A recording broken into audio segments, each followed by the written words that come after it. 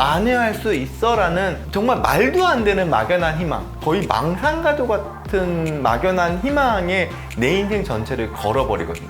근데 이거를 두 개 다 가지고 있는 경우는 절대로 하시면 안 되고요. 아, 그럼 저도 자살 생각할 거예요.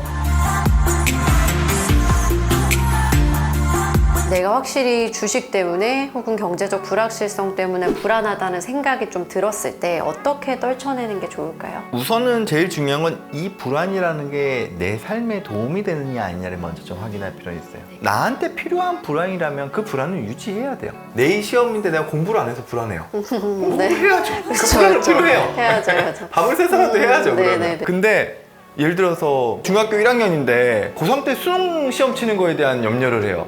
그렇다면 한참 있다가의 문제잖아요. 지금 내가 당장 고민해야 될 영역이 아니에요. 그렇다 보면 그 불안은 정상적인 불안이 아니죠. 그리고 그 불안으로 인해서 내가 나의 일상생활이나 내가 지금 집중해야 되는 거에 방해를 받고 있다 그러면 그거 역시 지금 나한테 필요한 불안은 아닐 가능성이 높아요. 불안은 기본적으로 필요한 불안과 불필요한 불안을 구분하는 게 필요해요. 이거 구분 되게 어려워하시는 분들이 있는데, 내가 그 불안을 가지는 영역에서 내가 대처하는 방법들이 있다 라고 한다면 그건 필요한 불안이에요. 내가 적어도 이거를 해결까지는 아니더라도 내가 이거를 관리할 수 있는 방법이 있다, 그거는 내가 대처해야 되는 불안이에요. 하지만 내가 대처할 수 없는 불안들이 있어요. 그게 과거에 있었던 일을 머리 안으로 계속 곱씹으면서 불안해하거나, 혹은 먼 미래에 대한 거를 곱씹으면서 불안해하거나, 혹은 내가 어떻게 할 수 없는 거예요.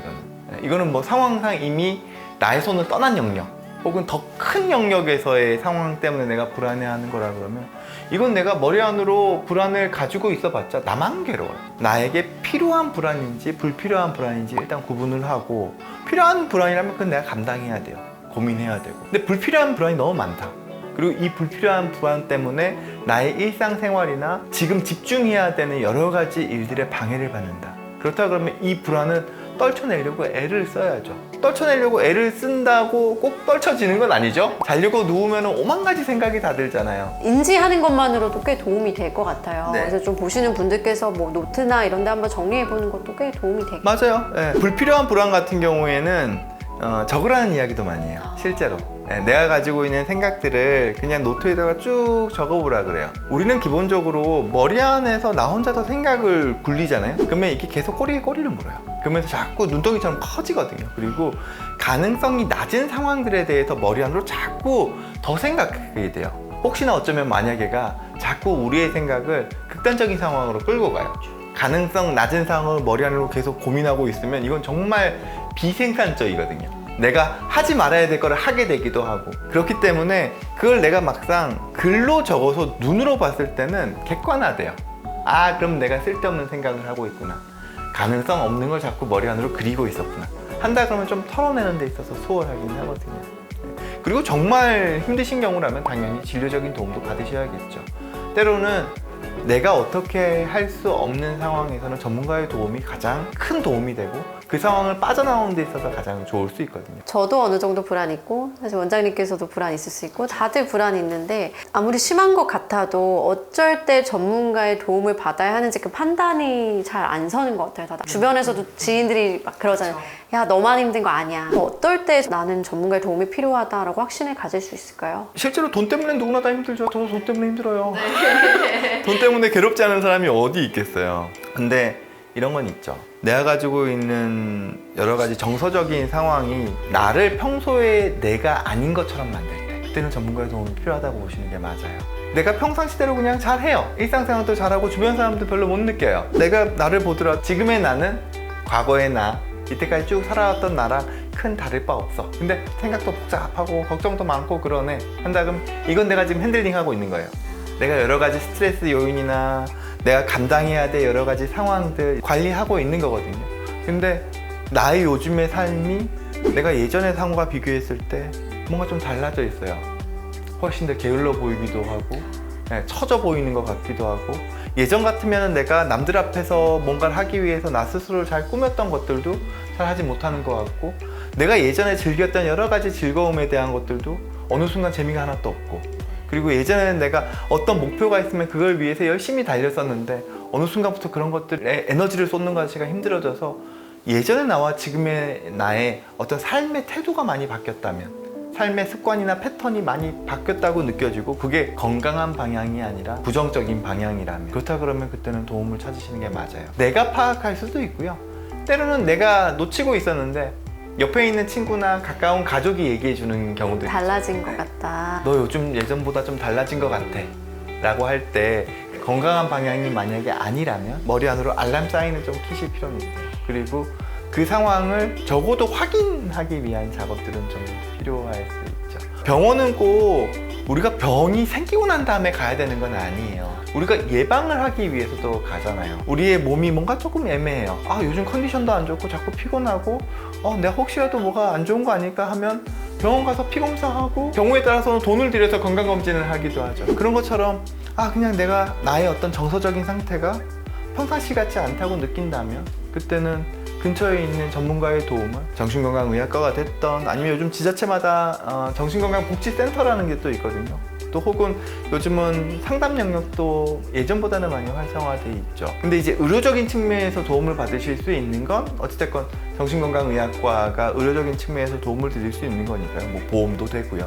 그러니까 그쪽 영역에서 또 한번 확인해 보시고 필요한 도움을 받으시는 게 바람직하다고 생각해요. 그러니까 투자를 하다 보면 벌면 상관없겠지만 잃을 경우가 사실 많이 있잖아요. 대부분의 투자자들이.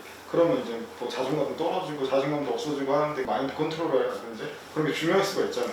근데 어떻게 보면 그런 단어를 좀 비꼬는 말이 이제 흔히 말해서 정신승리라는 단어가 있잖아요. 그 정신승리라는 그 단어를 어떻게 받아들여야 될까? 정신승리는 기본적으로 필요는 해요.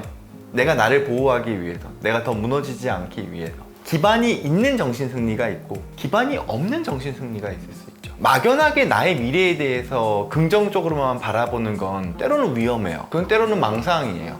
그리고 나로 하여금 더 큰 위험에 빠질 수 있죠. 도박이 위험한 건, 즉 중독이 위험한 건 내가 이거를 해결할 수 있다는 망상이 있어요. 도박 중독에서 빠져나오지 못하는 이유는 내가 또 도박하면 딸 수 있어, 만회할 수 있어 라는 정말 말도 안 되는 막연한 희망, 거의 망상가도 같은 막연한 희망에 내 인생 전체를 걸어버리거든요. 이게 만약에 정신승리라면 이건 위험한 정신승리죠. 반면에 나는 내 나름대로의 정신승리를 할 수 있는 기반이 있는 경우, 내가 생업을 기본적으로 가지고 있어요. 난 여기서 기본적으로 경제적인 활동을 하고 있어요. 그리고 이 생업은 안전하게 큰 돈은 아니라 할지라도 나로 하여금 밥벌이를 할 수 있는 수단이 있어요.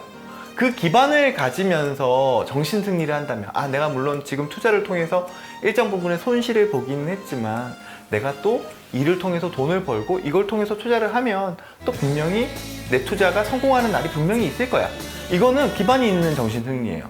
그렇기 때문에 나의 이 정신승리가 기반이 있는지 아니면 진짜 그냥 막연한 망상과도 같은 희망인지, 이거는 구분할 필요가 있죠. 그래서 기반이 있는 정신승리라면 이건 나를 보호하기 위한 목적이에요. 나로 하여금 앞으로도 계속 나 스스로가 하고 있는 여러 가지 경제적인 활동이나 투자를 계속 해나갈 수 있도록 에너지를 공급해주는 정신승리거든요. 근데 그 기반이 없는 정신승리라 그러면 이거는 나로 하여금 더 큰 좌절이나 인생에서의 더 큰 실패로 나를 끌고 가는 정신승리일 수도 있어요. 투자하는데 유의해야 하는 성향 없을까요? 투자를 하는 데 있어서 일단 제일 영향을 미치는 요인은 불안과 충동. 근데 이거를 두 개 다 가지고 있는 경우는 절대로 하시면 안 되고요. 근데 거기다가 나는 욱하기까지 한다. 그러면 상당히 조심하셔야 되고요. 그냥 따박따박 돈 버시는 거에 만족하면서 하셔야 돼요. 그럼 원장님께서 혹시 주식 하시나요? 전 주식 계좌도 없어요. 정말요? 한 번도 해본 적 없어요. 요즘에는 거의 국민적인 인기를 얻고 있잖아요, 주식. 삼성 주식 안 가지고 있으면 매국노라 그러잖아요. 투자자들 사이에서는 이제 주식이 많이 떨어지면 이제 한강에 가야지, 이런 농담을 되게 자주 하세요. 근데 죽음을 암시하는 농담이잖아요. 그런 농담을 계속해서 반복하는 거는 혹시 문제가 되진 않을지 저는 조금 우려가 되더라고요. 그럴 수 있죠. 죽음의 두려움, 그런 걸 둔감해지는 거거든요.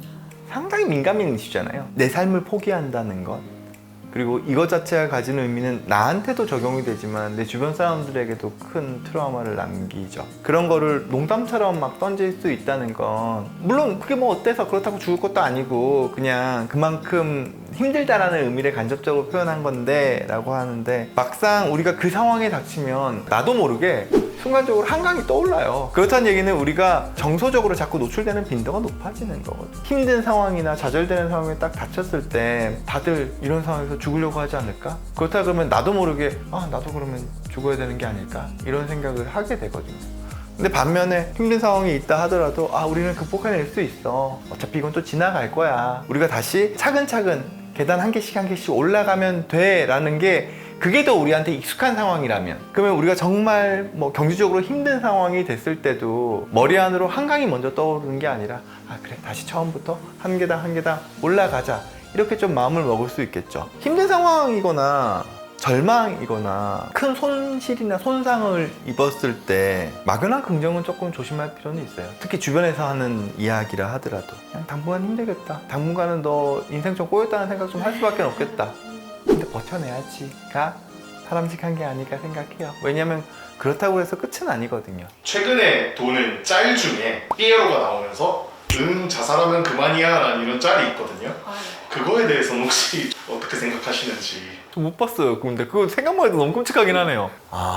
그러니까 그 피에로는 그냥 이렇게 있고 거기에다 이제 텍스트로 더 그만이야 무서워. 이렇게 하는 거. 내용에 따라 다를 것 같아요. 저게 그냥 순수하게 몸 하면 그만이야 라고 얘기를 할 때 그래 받아들이면 그만이야, 배달이라도 하면 그만이야 그렇게 할 수 있다 그러면 그거는 버티기 위한 과정이거든요. 자살하면 그만이야는 정말 위험하죠. 자살하면 그만이야의 내포된 뜻은 견디고 버텨라가 아니라 끝을 내라는 거거든요. 우리가 정말 무로 돌아갈 수 있다면, 우리의 모든 영혼이든 모든 게 딱 그냥 끝나는 거라면 자살하면 그만이야 라는 저 피에로의 말이 맞을 수도 있어요. 근데 자살 이후에 우리가 끝이라는 거 어떻게 알아요? 아무도 몰라요. 뭐가 있을지 어떻게 알아요? 갔다 온 사람 아무도 없잖아요. 어마무시한 랜덤성이거든요, 이거는. 그 상황에서 지금 저 피에로의 말은 자살하면 그래 다 끝날 거야, 다 편해질 거야 라는 가정하에 저 이야기를 던지는 건데, 우리는 자살하고 난 다음에 정말 끝인지 우리가 편해질 수 있는지 아무도 몰라요. 죽고 난 다음에 끝이라는 걸 안다면, 그냥 무로 돌아갈 수 있다 그러면 그럼 저도 자살 생각할 거예요. 허무할 수는 있지만 저 전제는 기본적으로 자살이 끝이라는 전제 자체가 틀렸기 때문에 저 말 자체가 궤변이 돼버리는 거죠. 그래서 자살을 하지 않아야 돼요. 원장님, 저희 채널에서는 이제 건강하게 오래 투자할 수 있는 이런 마음가짐을 무병장투라고 칭하기로 했는데요. 시청자 여러분들이 무병장투를 하기 위해서 좀 어떤 마음가짐을 실천하면 좋을지 한번 말씀해 주시면 좋을 것 같습니다. 돈은 기본적으로 밥벌이에요. 그건 되게 중요한 영역이라고 생각해요. 밥벌이의 수단으로 우리가 여러 가지 활동을 하면서, 투자를 하면서 돈을 벌고 그 돈으로 우리가 일정 부분 우리의 삶을 살아가죠. 근데 투자를 하시는 분들 중에서 그게 뭐 주식이 됐던 코인이 됐던 뭐가 됐던 간에 그 투자라는 거에 밥벌이라는 개념이 없으신 분들이 있어요. 기본적으로 우리는 밥벌이의 개념으로 돈을 벌어야 돼요. 그게 무병장투할 수 있는, 건강하게 오래 투자하면서 살아갈 수 있는 방법이라고 생각을 하거든요. 청년분들 중에서 전업으로 이제 투자를 하시는 분들한테는 본인의 직업에 대한 물음표를 좀 띄워보셨으면 하는 바람은 있어요. 내가 하고 있는 이 일이, 그 전업 투자라는 그 일이 밥벌이에 해당하나?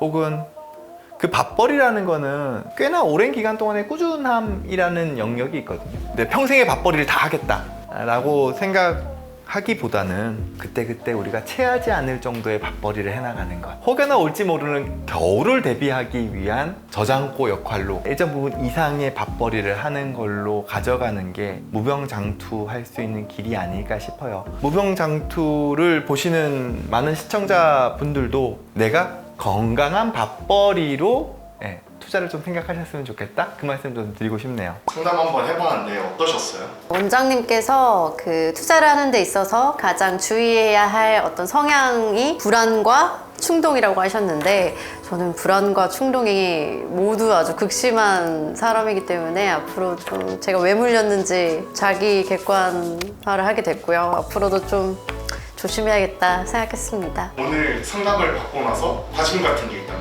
나 전혜영, 도파민을 다스리겠다.